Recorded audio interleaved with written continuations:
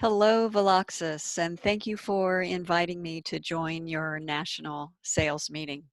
My name is Risa Simon, and I'm a preemptive transplant recipient, meaning I was able to secure a transplant before I required dialysis. Unfortunately, even though this is the ultimate option for end-stage renal disease patients, less than 3% of transplant recipients receive a transplant preemptively. In other words, the lion's share is on dialysis. Now, I was one of the lucky ones because I stepped outside the sacred walls of our exam room to explore my options and voice my choice. That's right, I attended some patient conferences and became aware of this opportunity called preemptive transplantation. Most patients never get that opportunity because they don't receive that insight in earlier stages of their disease continuum.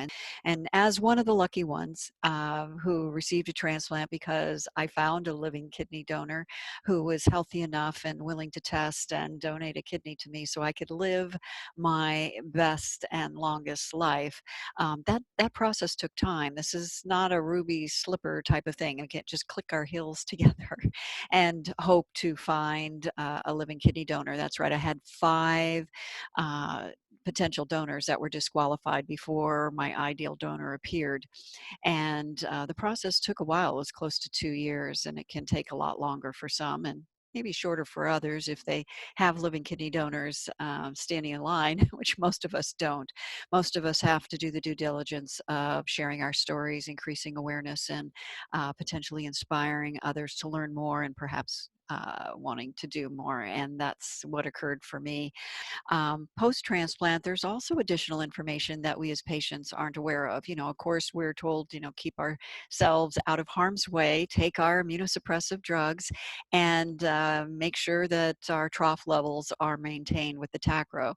And that's what we all do. At least we think we're doing that well. And I was doing that fairly well. Of course, after transplant, we're on very high doses of tacro. And once we get, balanced out, then it's just a matter of maintaining that sweet spot. And it worked for a while, and then had some difficulty, some real challenges trying to maintain my tacro trough levels. So I went back to my physician and my transplant team providers, and I put in a request, and I stated my case and saying that I'd really like to explore some other options. And of course, while doing that, I also started exploring other options and came across a medication that was referred to as extended release. And some of you may know that as Astra Graph XL, and was very excited to start that medication. And when I requested to get on it, there was a lot of pushback.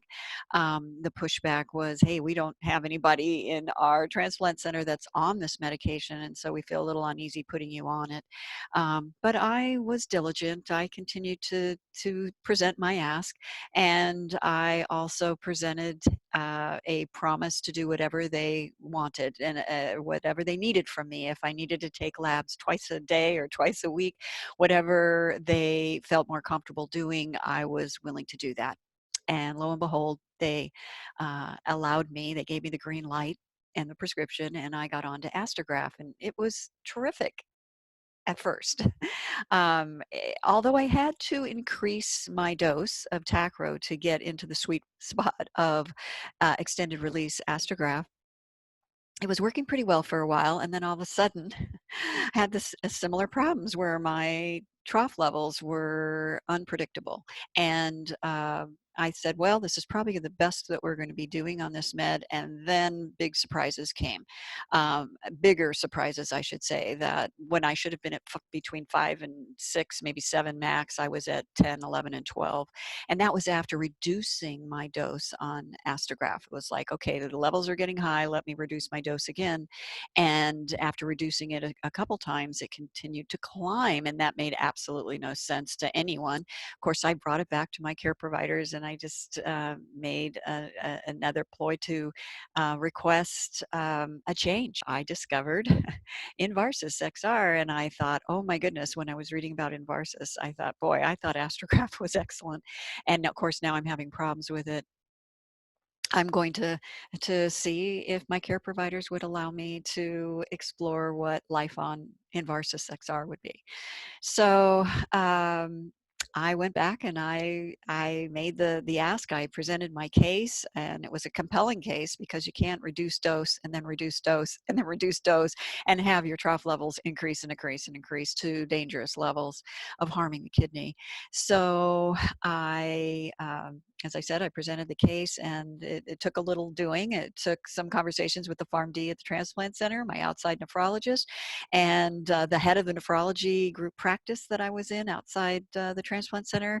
And I got, fortunately, thinking very optimistically, I was able to get the green light. Of course, I wasn't giving up. I had pledged to myself that I owed it to my donor and I owed it to my new kidney to take care of it in the best way that I could, and that if it took 72 times of asking, that I really felt, even though I'm not medically trained, but I felt that this was worth a try, and I got another green light. So I got on Invarsys, and boy, it's a happy ending to this story, I guess, happy ongoing story that I can share with you. That not only everything that I was hoping for, that the lower PK levels, the reduced dose to start, and the bioavailability all came true, because I did start on a lower dose. I didn't quite believe that I could be possibly 30% less. And as it turns out, I am happy to report that I am taking 50%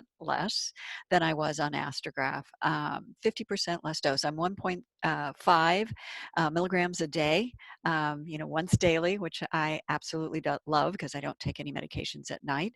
And my trough levels have been right there in the sweet spot. A little learning curve with some fat soluble diet things that I've learned along the way, but boy, they were the growth there and learning and these insights have been quite helpful. So yeah, I'm living my best life ever. I finally have and I'm not going to pretend that I don't have to be diligent about this and keep checking my trough levels and make sure that we maintain them, but it is truly a blessing, and I'm just very grateful to have access to this medication. Of course, now my work continues with not only taking care of myself, but helping all those behind me. And I truly think that it's shameful that most patients don't even learn about preemptive opportunities, let alone some of their options post-transplant. Like maybe they're still on a generic Prograph, and currently there's a shortage right now, and I don't know that they know that it's okay to bring up the conversation. I mean, I've just been one, probably because of my previous consulting and speaking experience, been one that it takes courage, but been one to bring my voice to the table. And I want to encourage and empower all patients to bring their voice to the table. And I also want to encourage physicians to invite patients to bring their voice to the table. And I think that organizations and companies and industry engaged in the renal patient community can collaborate. We can work together and we can create better outcomes. Our physicians have taken a pledge, a Hippocratic oath, not to do no harm, I should say, to their patients. And I think as a collaborative force, we can take it a step further. We can take it a step beyond doing no harm. I think we could do more good. And I hope you'll all join me in that mission. And I hope that the conversation continues. And I thank you for all of the work that you have done to bring such an incredible medication into the arena for those of us that are post-transplant. Thanks for allowing me to share my story. Enjoy the rest of your meeting. Bye for now.